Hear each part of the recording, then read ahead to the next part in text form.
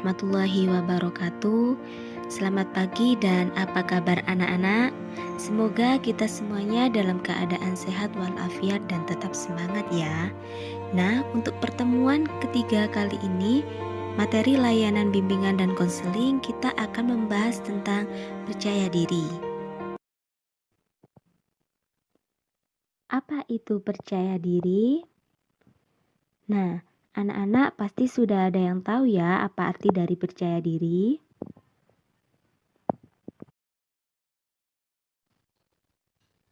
Percaya diri merupakan potensi yang luar biasa yang dimiliki oleh seseorang untuk melakukan suatu tindakan tanpa ada dorongan dan paksaan dari orang lain. Jadi percaya diri ini muncul dari dalam diri kita sendiri, tidak ada paksaan ataupun dorongan dari orang lain. Seperti contoh ketika kalian ingin maju ke depan kelas tanpa ada paksaan dari guru ataupun teman-teman kalian, itu yang dinamakan percaya diri.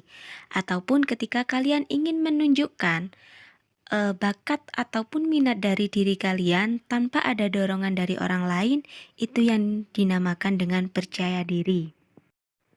Anak-anak, ini adalah ciri-ciri percaya diri, ada 5. Silakan dibaca poin 1 sampai dengan poin 5. Maksud dari poin 1 di sini adalah kalian percaya akan kemampuan kalian sendiri. Yang kedua, kalian tidak perlu memaksakan orang lain untuk menerima inilah saya. Yang ketiga, yakni berani menerima dan menanggapi penolakan orang atau berani jadi diri sendiri. Jadi kalian tetap kekeh dengan jati diri kalian sendiri. Tapi kalian berani menerima kritik atau saran dari orang lain. Mempunyai pengendalian diri yang baik dan emosinya stabil. Nah, ketika ada sesuatu yang kurang sreg di kalian, jadi kalian bisa mengendalikan emosi kalian.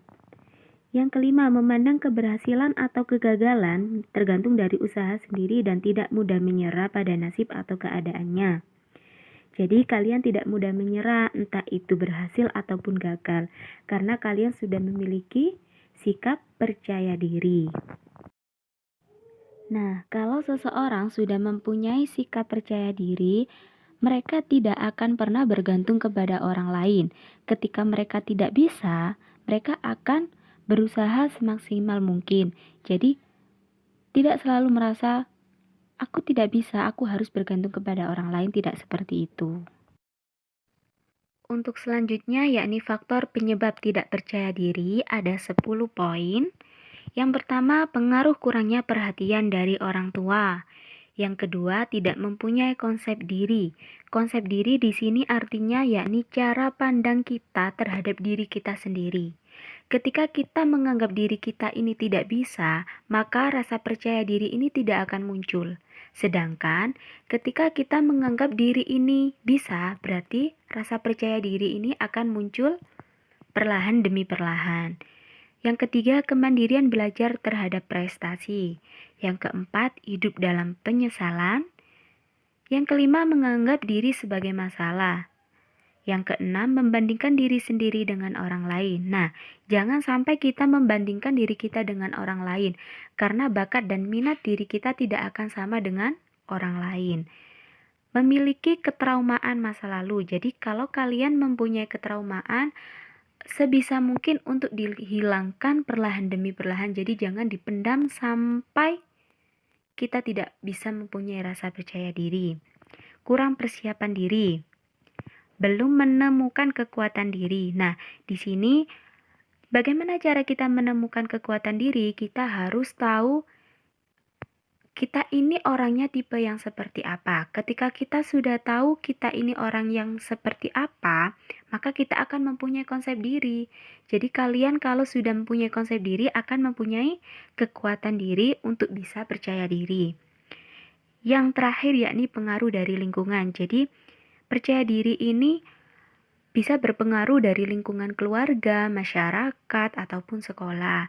Jadi ketika kalian mempunyai teman-teman yang mendorong kalian untuk bisa maju, maka kalian akan mempunyai sikap saya ini bisa gitu. Jadi kalian ketika ada masyarakat ataupun keluarga ataupun teman kalian yang selalu merendahkan kalian, kalian jangan ikut saya ini tidak bisa apa-apa. Jadi kalian harus bisa menunjukkan saya ini bisa. Nah, itu yang dinamakan dengan rasa percaya diri. Untuk selanjutnya yakni dampak negatif tidak percaya diri, ada 5 poin, silakan dibaca dan difahami. Jadi dampaknya ketika anak-anak tidak percaya diri di sini, yakni kalian selalu mengalami kegagalan. Karena kalian sebelumnya tidak pernah berusaha untuk mencapai di puncaknya. Yang kedua, selalu mengeluh. Dalam keadaan apapun, pasti selalu mengeluh, saya ini tidak bisa, saya ini begini, saya ini begitu. Nah, mudah putus asa. Selalu merasa gelisah dan menyesal di kemudian hari. Ketika kita tidak mempunyai rasa percaya diri, kita akan selalu menyesal di kemudian hari. Kenapa saya dulu tidak begini? Kenapa saya dulu tidak berusaha untuk saya bisa? Nah, selalu mempunyai rasa menyesal. Untuk selanjutnya yakni teknik membangkitkan percaya diri. Berani menerima tanggung jawab. Jadi ketika kalian diberi amanah, kalian harus bisa bertanggung jawab. Perhatikan kemampuan diri sendiri. Jadi kalian harus tahu kemampuan saya ini apa, sehingga saya akan bisa menunjukkan kepada orang-orang saya ini adalah orang yang seperti ini. Berhenti membandingkan diri sendiri. Jadi jangan pernah kalian membandingkan saya dengan orang lain. Karena minat dan bakat kalian ini tidak akan sama dengan orang lain. Pilih lingkungan yang tepat. Jadi kalian harus memilih lingkungan yang membuat kalian, mendorong kalian untuk selalu bersikap positif. Sehingga nanti rasa percaya diri kalian akan muncul sedikit demi sedikit. Raih sebuah keberhasilan. Memberanikan diri untuk membuka obrolan. Jadi kalian harus bisa membuka obrolan, harus berani berbicara di depan umum. Berani mengambil resiko. Jadi orang yang percaya diri ini harus bisa berani mengambil resiko. Jadi ketika kalian membuat salah ataupun benar, resikonya kalian harus bisa mengambilnya sendiri. Tolaklah saran negatif. Jadi ketika ada saran yang negatif, kalian harus bisa menolaknya dengan baik. Ketika ada saran yang positif, kalian harus bisa menerimanya dan itu bisa menjadi semangatnya kalian. 9. Ikuti saran positif sama kayak yang di poin yang ke-8 tadi. Saran yang positif ini harus bisa membangun semangatnya kalian semuanya. Yang ke-10, selalu mencari dan menambah teman baru. Ikuti kata hati, lawan pikiran negatif, terus belajar dari kesalahan dan memperbaikinya. Asah terus keterampilan dan wawasan. Jadi ketika kalian sudah tahu keterampilan kalian apa, semisal minat saya dan bakat saya ini di bidang akademik, jadi kita harus selalu mengasahnya di bidang yang kita minat dan bakati. Nah, ketika kalian minat dan bakatnya di bidang non-akademik, juga harus diasah di bidang yang kalian minat dan yang kalian bakati. Jadi, minat dan bakat kalian tidak harus sama dengan orang lain. Jadi kita tidak usah membandingkan saya ini minat dan bakatnya di non-akademik. Kenapa teman saya ini minat dan bakatnya di bidang akademik? Kenapa saya tidak bisa seperti teman saya ini? Jadi kita tidak usah membandingkan itu, karena minat dan bakat kita ini berasal dari diri kita sendiri, muncul dari diri kita sendiri. Anak-anak, itu tadi materi dari Bu Zulfa. Terima kasih sudah menyaksikan dan sudah mendengarkan. Untuk selanjutnya yakni latihan. Anak-anak nanti siapkan 1 lembar kertas. Jadi kalian menjabarkan diri kalian sendiri.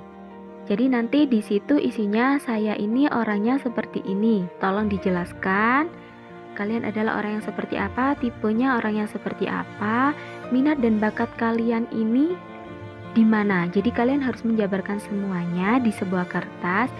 Ini tujuannya adalah untuk mengetahui kalian ini orangnya seperti apa. Jadi kalian untuk mengetahui saya, anak-anak ini sudah mengetahui konsep dirinya masing-masing atau belum. Jadi nanti kertasnya silakan dikumpulkan di ketua kelas dan ketua kelas mengumpulkan kolektif ke saya. Jadi dikumpulkan ketika masuk ke sekolah. Demikian video pembelajaran dari saya. Jika ada pertanyaan, silakan tinggalkan pada kolom komentar. Atau jika pertanyaan bersifat pribadi, bisa menghubungi Bu Zulfa melalui WhatsApp. Kami, tim BK SMKN Prigen siap menjadi sahabat kalian. Jangan lupa di like, komen, share, dan subscribe supaya video pembelajaran ini bisa bermanfaat untuk kita semua. Terima kasih. Wassalamualaikum warahmatullahi wabarakatuh.